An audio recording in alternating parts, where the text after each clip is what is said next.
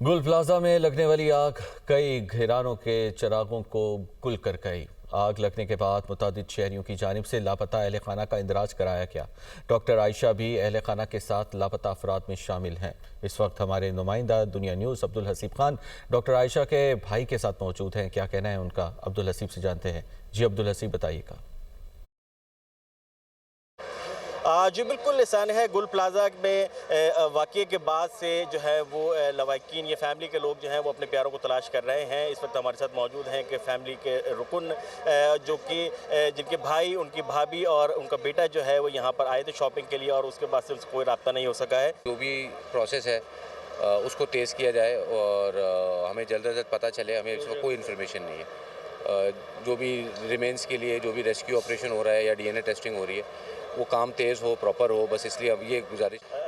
DNA sampling की आपने बात की, तो क्या डीएनए सैंपलिंग में कोई परेशानी हुई आपको अभी तक? इसी जितनी भी एडमिनिस्ट्रेशन है इसकी तरफ से कोई? नहीं, वहाँ कोई परेशानी नहीं हुई।